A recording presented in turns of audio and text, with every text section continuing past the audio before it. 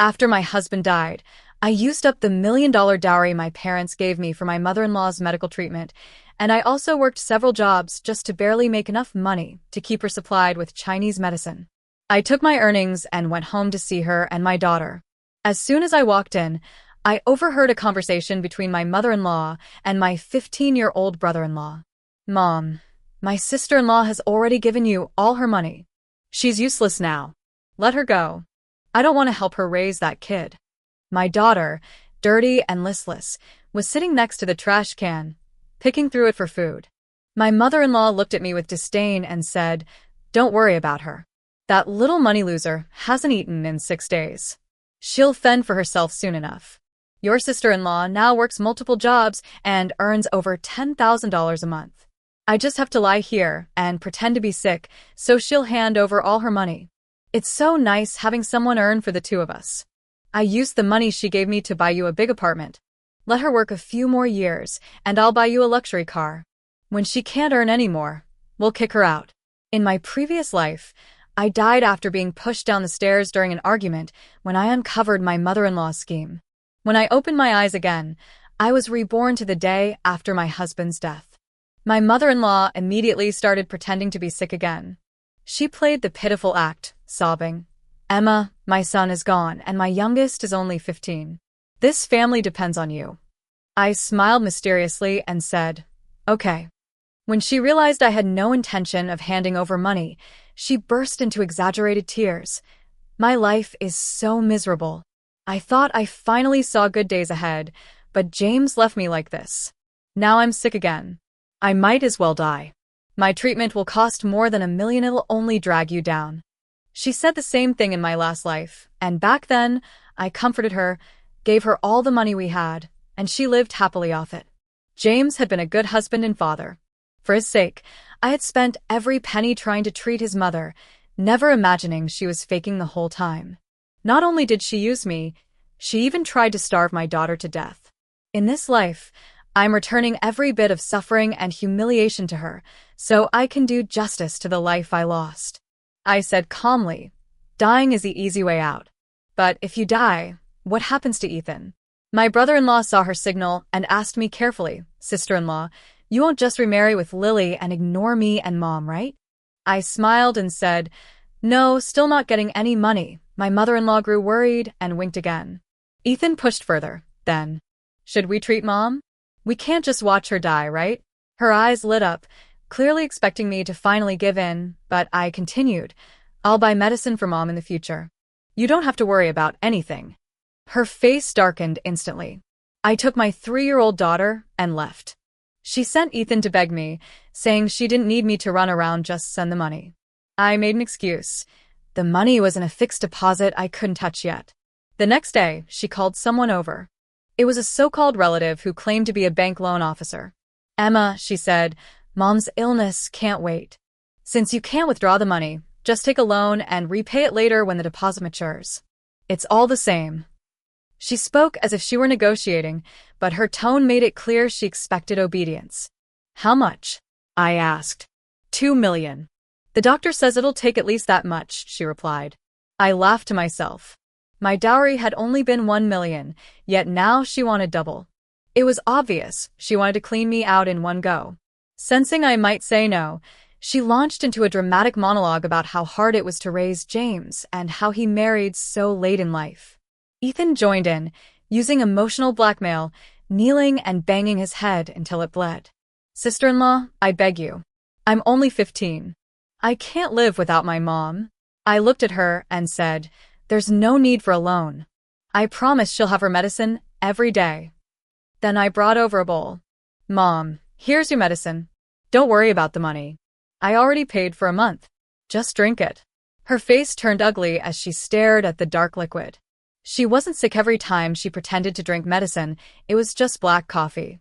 I forced the bowl into her hands. "Good medicine tastes bitter," I said gently. "This one replenishes vitality. The doctor said you must drink it all." The pungent smell wafted up. She took a sip and immediately vomited. I had fetched the water from a filthy ditch. Since she liked pretending to be sick, I figured I'd help her commit. Her face turned green like she'd swallowed a dead fly. She coughed and gagged, eyes filled with resentment. That night, she invited the loan officer relative to dinner and asked me to drink with them. Mom, how can a widow like me drink with a strange man? I replied, Lily's not feeling well. I'm taking her to bed. She tried to persuade me. We're all family. It's just hospitality. What are you afraid of? I ignored her and walked away with my daughter.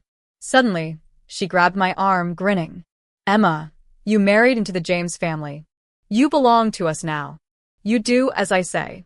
You're taking out that loan, no matter what. Then she snatched Lily from my arms and had Ethan and the relative grab me from both sides, forcing my hand toward the contract. I shouted, I've treated you like my own mother. How can you do this to me? I never said I wouldn't treat you. What you're doing is illegal. She burst out laughing and finally dropped the act. Illegal? What law did I break? You married into the James family. That means whatever I do to you is justified. Your dowry belongs to our James family. You've been eating and drinking off my son for years, so this $2 million is already a bargain, she said shamelessly. I was forced to sign my name in the loan agreement. Her relatives laughed among themselves. Within 3 days, the money will be in. I didn't say a word, just bit my lower lip in silence. They were waiting for the money, so was I. My mother-in-law slapped me across the face rhythmically, one after another, sneering, Emma, you jinx. That $2 million is your due to filial piety for your husband's family. I turned my face away and glared at her. Your son will be watching from heaven. That one line enraged her. She laughed wickedly and patted her male relative on the shoulder. Time for you to earn your share. Don't forget to record a video, keep some leverage over her so she knows to behave. The man looked at me with a disgusting, predatory grin. My mother-in-law shoved me into a room and slammed the door shut, locking it from the outside. She hummed loudly outside. Today is a good day. Dreams come true. Her fake happiness was drowned by my daughter's terrified sobs. Why are you crying? She snapped. If you cry again, I'll throw you out. Worthless, like your mother. Raising you is a waste. Her verbal abuse only made my daughter cry harder. Then bang. A sharp thud echoed, and my daughter's cries stopped for a heartbeat before turning into desperate, agonizing wails. Mama. It hurts. Don't throw me. Please don't. My heart dropped. I banged on the door, panicking. Don't touch her. She's Chung Guan's daughter, you can't treat her like this. But my mother-in-law was enjoying the control. Well, we had to pay to get her. If you don't want her to suffer, you'd better start cooperating. Fearing for my daughter's safety, I quickly said, let me out. I have some gold jewelry worth about $200,000, and I can borrow another $5 million. My parents will help me even if I can't repay it. The moment she heard that, she unlocked the door without hesitation. The male relative scowled. Auntie, come on. I haven't even gotten started yet. She gave him a placating smile. I'll give you more money and find you someone younger and cleaner. If she screams and causes a scene, the neighbors might get involved. We can't afford that. She pulled out a wad of cash, tens of thousands, and stuffed it into his hand. Only then did he let it go. Without delay, she threw a $5 million loan contract at me.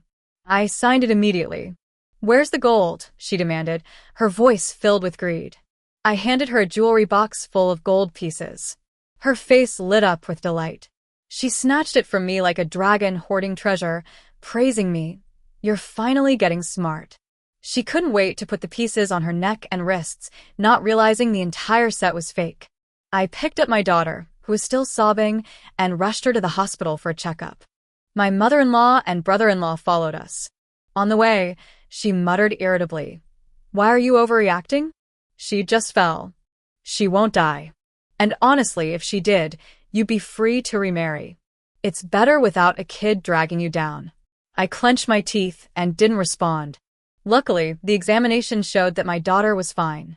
Still, they stuck to me like shadows. I knew they wouldn't let me out of their sight until the money landed in the account. That was fine. I didn't plan to leave either. Over the next 3 days, my mother-in-law dropped the act entirely. No more pretending to be sick. She strutted around like a queen and made me wait on her hand and foot like a maid. Then, during lunch on the 3rd day, her phone rang. One of her relatives told her the loan money $7 million had arrived. Her face lit up like fireworks. I hid my smile. After she confirmed the transfer on her bank card, she turned to Ethan, beaming. Son, I'll buy you a villa and a luxury car. No more hard life for you. She adored Ethan far more than she ever cared for James. When I married James, she cried poor, said she lost her husband young and couldn't afford to help us. James and I had lived in a dormitory from his uni that gave her $3,000 every month from his $10,000 salary. On the surface, things seemed calm, but she gave everything to Ethan. It was like she handed him her own organs with pride. Ethan, practically vibrating with joy, immediately said, Mom, now that we've got the money, tell Emma to get out. My mother-in-law's smile disappeared. She turned to me coldly. James is dead. You're just an outsider now. Get out. I stood my ground. Mom, I don't intend to remarry. You're James's mother. Let me fulfill my filial duty on his behalf. She stared at me like I'd grown two heads. Ha! You think I don't know what you're up to? You're scared the bank will come after you, so you're hiding out here. You're too green to play tricks on me. She shot Ethan a look, and he moved to shove me out. My daughter screamed and clung to me. When I reached to hold her, my mother-in-law kicked me hard. She belongs to the James family. You don't get to keep her. I'll find her a new family with better conditions. You'll be free to remarry without the burden. It's better for both of you. My hands trembled with rage. Lily is my daughter. I'm her legal guardian. You have no right. She laughed and looked at me like I was an ant trying to defy a mountain. We're the James family. You don't get a say in our affairs. Our argument drew the attention of nearby neighbors. To protect my daughter, I pulled out Ethan's admission notice. Mom, I said calmly but firmly, if you don't give me Lily, I'll burn Ethan's transfer letter. That document had cost her $500,000. Ethan was a trouble boy expelled from his last school for fighting and bullying. She had spent a fortune to get him admitted into a new school in another city. Her eyes widened with rage as she lunged forward and snatched the transfer notice from my hand. You vicious little snake. You already killed my eldest son, now you want to destroy the youngest too? How can you be so heartless? She wailed, tears pouring down her cheeks as she turned to the crowd that had gathered. Tell me, how am I supposed to live like this? I ask you, am I not a good mother-in-law? I only wanted to give my granddaughter a better future, but Emma borrowed $7 million just to eat, drink, play, and support some wild man. The bank called us, said they'll send her to jail if the debt isn't paid. I'm an old woman, how many days do I even have left? As her grandmother, I'm only thinking of the child. We're just a widow and an orphan being driven to ruin by this evil woman. Please, all of you, judge this for yourselves. Her performance was flawless, and the onlookers were taken in by it. Their eyes filled with judgment as they whispered harshly, people like her should be thrown out. She's shameless. I didn't know who had contacted my parents, but they showed up soon after. My mother grabbed my hand gently, and my father's voice trembled. Emma, come home. Take Lily with you. We'll always be your safe harbor. I refused to leave. I faced the crowd, head held high, and declared, I will not leave the James family. James is gone, but I'll continue to be filial and care for his mother until the end. I handed Lily to my parents and asked them to take her for a while. Once they were gone, I stayed behind with my mother-in-law. Every day she hurled insults at me, but I endured it in silence. A month passed and the loan payments failed. Finally, the bank sent officials and the police came with them. My mother-in-law was practically glowing with joy. Finally, you're here. Take this ungrateful curse of a woman away. But then, to her shock, the officer raised a pair of handcuffs not at me, but at her. You're Margaret, correct? Please come with us. She stared at me in disbelief, as I smiled coldly. The trap I'd set had just been sprung. Margaret stumbled backward, trembling, and pointed at me in a fury. Why are you arresting me? Arrest Emma. She's the one who did everything. Ethan jumped forward to defend her. You've made a mistake. We're the victims here. The crowd murmured support. Margaret's so old and has always been honest. You must have the wrong person. Yes, someone added. She's had a hard life. raising two sons alone after her husband died. One of them's already gone, and the other's just a kid. How could you think she'd do anything wrong? Another piped up, Emma borrowed $7 million and blew it all on nonsense. Didn't let the wrong person take the fall. Margaret wept harder, snot and tears running down her face. Why is my life like this? I just lost my son, and now my daughter-in-law is framing me. I'm sick. I can't take this anymore. Her reputation in the village worked in her favor. People believed her. On the surface, she had always been kind, always ready to help a neighbor. Her words had weight. I sneered. Do you think the police work for free? If they've come to arrest her, it's because they have evidence. Margaret's face flushed crimson. She shrieked at me. What did I even do? Tell the truth if you dare. May lightning strike you if you're lying. The lead officer spoke calmly but firmly. You're involved in bribing bank personnel and illegally obtaining loans using a deceased person's identity. This is the investigation order. Margaret's expression twisted in disbelief. Deceased person? That's impossible. Emma's standing right here. Ethan let out a dry, furious laugh. Are you blind? She's standing right here. You've definitely got the wrong person. How can a dead person be alive? The officer's gaze sharpened as it swept over Ethan, who instantly fell silent under the weight of it. The officer continued, Our investigation shows that Emma passed away 10 years ago. So how could a dead person take out a loan? And why was the money transferred into your account, Margaret? My mother-in-law's eyes widened even more. She pointed at me, stunned. But she's right here. You've made a mistake. She's alive. I gave her a long, chilling smile, then quickly shifted my expression into one of gentle confusion. Mom, you're confused again. I've told you so many times already, Emma. You always forget. I think your illness is getting worse. Margaret's voice rose with fury. Don't play games with me. You're my daughter-in-law. I know your name. You're Emma. I kept my voice soft and calm. She's right. I am Emma, but I'm not. Emma was my twin sister. She passed away 10 years ago from illness. My parents were devastated. They never accepted it, so they kept calling me by her name. I let them. It comforted them. When I married James, I told him the truth. He understood. He told me it didn't matter what name I used. And now that mistake has ended up saving me. Check her ID. Margaret barked. She married my son. Her documents will prove everything. The neighbors all chimed in. She's Emma? We know her. You can't arrest Margaret without proof. Margaret lifted her chin in pride. If you go through with this, I'll sue all of you. I'll make sure none of you wear a badge again. I walked into the house and came back holding my ID and marriage certificate high for all to see. Here. Take a look. This is my ID. This is the marriage license. They're real, aren't they? Margaret's jaw dropped as she stared at the documents. Her eyes bulged, and she looked like she'd been struck by lightning. Impossible. This is impossible. Then she straightened up, renewed fury in her voice. Even if you're not Emma, it's your face and name on the loan application. You're the one who bribed the bank. It's your crime. I looked at her with pure contempt. Oh, my dear mother-in-law. You really are digging your own grave.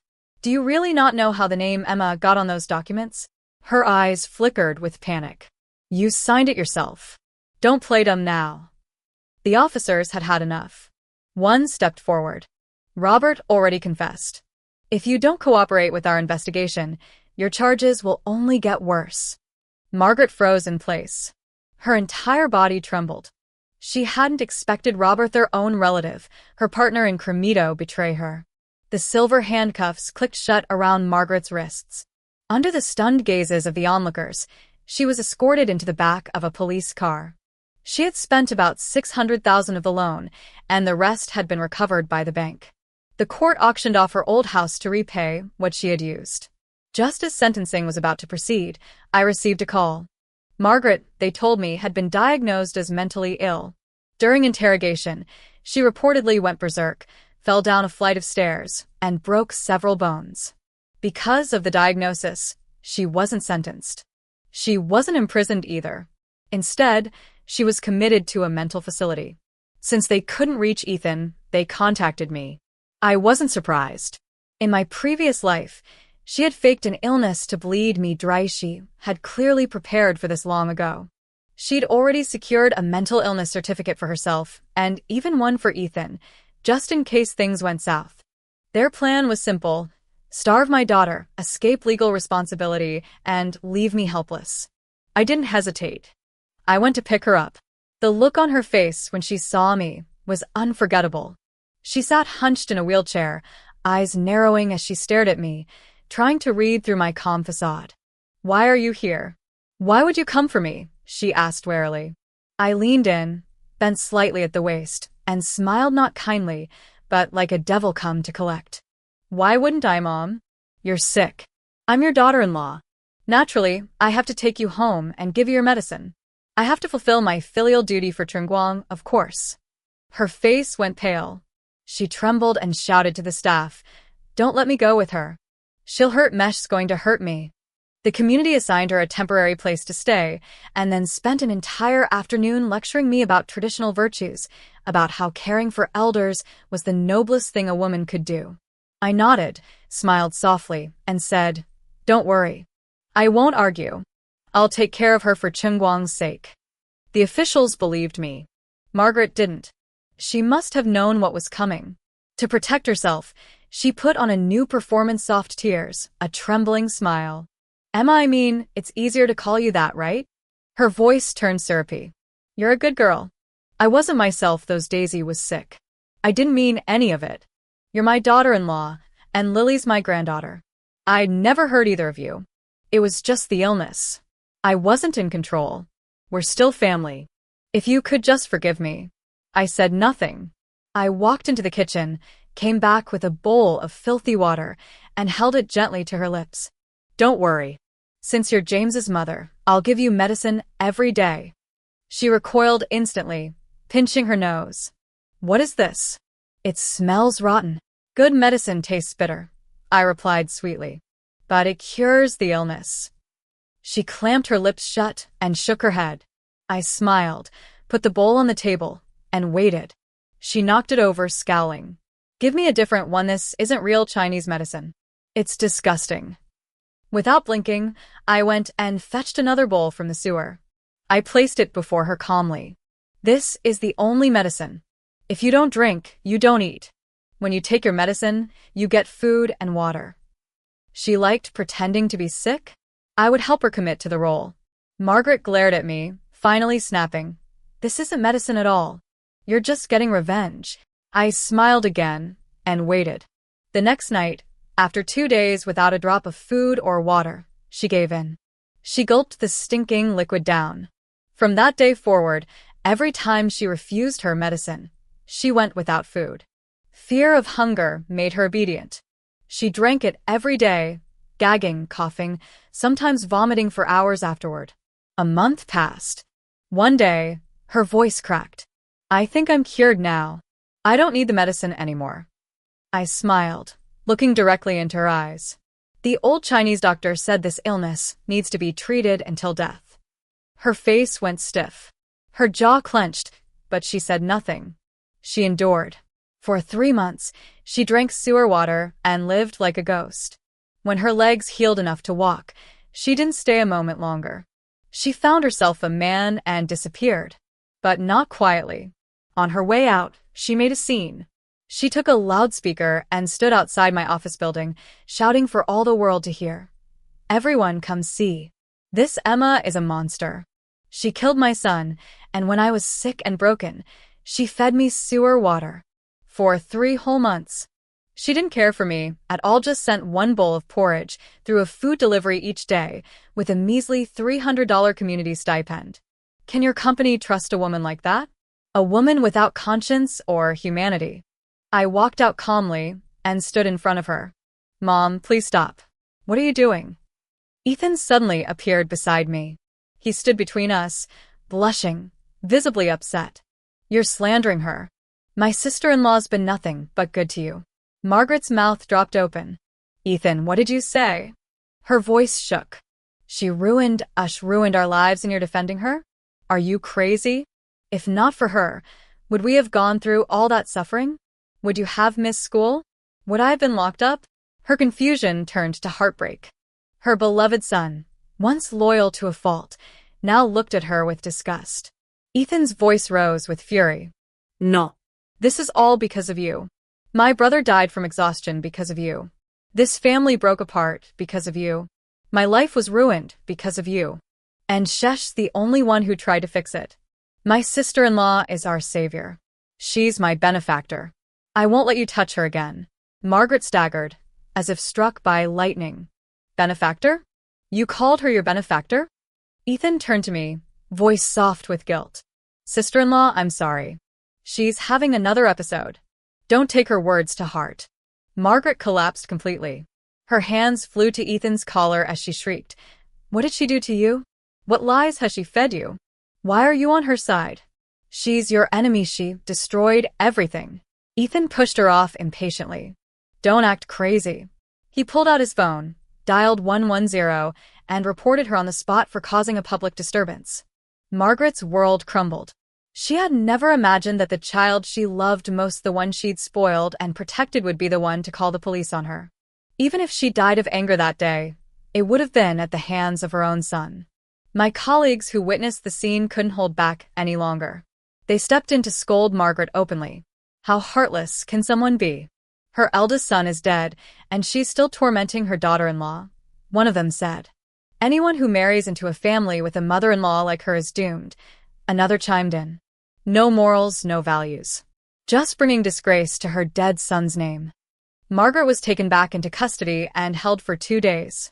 When she got out, she couldn't reach Ethan, so instead, she dragged her new man to my place to cause more trouble.